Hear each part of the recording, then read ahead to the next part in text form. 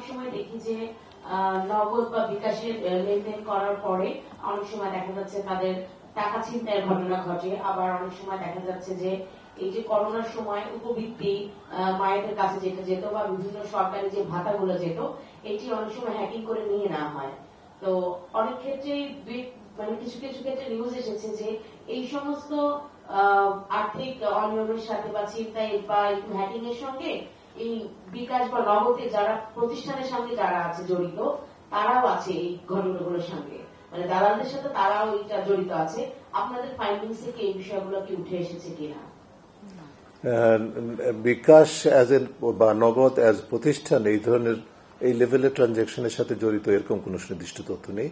তবে এজেন্টস, যারা different agents, তাদের সংশ্লিষ্টতার অবশ্যই মানে ঝুঁকি আছে এবং সেটার কিছু তথ্য পাওয়া গেছে, কিন্তু ঠিক হিসাব করে বলা যাবে না কোন জায়গায় কতজন এই ধরনের ভূমিকা পালন করছে। কিন্তু এই ডায়নামিক্সটা বা এই প্রবলেমটা বিরাজ করছে, সেটা আমরা অবশ্যই চিহ্নিত করতে পেরেছি, সেটা প্রতিবেদনে আছে। যেটা হয়েছে আপনারা ইতিমধ্যে জানেন, আপনারাও নিজেরাও প্রচার প্রকাশ করেছেন, অর্থ পাচার, অনলাইন জুয়া, এই ধরনের বেটিং, এই ধরনের ক্রিকেট এবং অন্যান্য বিষয়কে কেন্দ্র করে যেটা হয়েছে, এবং বিশেষ করে এমনকি সন্ত্রাসী কর্মকাণ্ডে অর্থায়নের মতো অপরাধ এবং ক্রিপ্টোকারেন্সিতে ব্যবহারের মাধ্যম হিসাবে ব্যবহৃত এমএফএস ব্যবহৃত হচ্ছে, যেটি দীর্ঘমেয়াদে বিবেচনা করলে আমাদের অর্থনীতির জন্য একটা বড় ধরনের ঝুঁকি, এবং এটিকে নিয়ন্ত্রণ করতে না পারলে আমরা আরো বেশি অতিরিক্ত অর্থ পাচারের মুখোমুখি হব।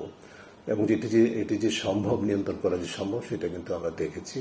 বিশেষ করে কর্তৃত্ববাদের পতনের পর এই 2024-25 যে আমাদের রেমিটেন্স, সেটা যে একটা রেকর্ড মাত্রায় গেছে, তার অন্যতম কারণ কিন্তু হচ্ছে যে আমার যে অনলাইন যেটা এমএফএস এর মাধ্যমে অবৈধ প্রক্রিয়ায় যে অর্থ পাচার হয়, সেটি নিয়ন্ত্রিত হওয়ার কারণে। যদিও এটার মধ্যে পলিসি ইমপ্লিকেশনস, মানে আমাদের সুনির্দিষ্ট মানে নীতিমালার কারণে সেটা হয়েছে সেটা নয়, যে শক্তিগুলো এমএফএস কে ব্যবহার করে অর্থ পাচার করেছে, তারা পতিত হওয়ার কারণে সেটা হয়েছে। এটি আমরা সৌভাগ্যভাবে সেটা সুখজনকভাবে পেয়েছি, এই সুফলটা পেয়েছি। এর থেকে শিক্ষা গ্রহণ করতে হবে, এবং তার উপর ভিত্তি করে আমরা মনে করি যে সংশ্লিষ্ট কর্তৃপক্ষ, বিশেষ করে বাংলাদেশ ব্যাংক এবং সরকারের উচিত হবে যে এই শিক্ষাটা গ্রহণ করে এটাকে কিভাবে স্থায়িত্ব দেওয়া যায়, এবং পুরো খাতকে ঢেলে সাজানো, বিশেষ করে সুনির্দিষ্ট নীতিমালা, পূর্ণাঙ্গ নীতিমালা, আইনি কাঠামো তৈরি করা, তার উপর ভিত্তি করে প্রতিষ্ঠান খাতকে আরো বিকশিত হওয়ার সুযোগ দিতে হবে, যেটি আসলে গ্রাহকের জন্য ন্যায্য অধিকার। আমরা দেখেছি গ্রাহক শুধুমাত্র যে বিভিন্নভাবে প্রতারিত হচ্ছে, বেশি মূল্য দিচ্ছে তাই নয়, গ্রাহকের ব্যক্তিগত তথ্য প্রকাশ হচ্ছে, সেটি পণ্য হিসাবে ব্যবহৃত হচ্ছে। এই বিষয়গুলো নিয়ন্ত্রণ করার এখতিয়ার বাংলাদেশ ব্যাংক এবং অন্যান্য নিয়ন্ত্রণকারী সংস্থাগুলো আছে, তারা সেগুলোকে করবে, সেটি প্রত্যাশা করছে।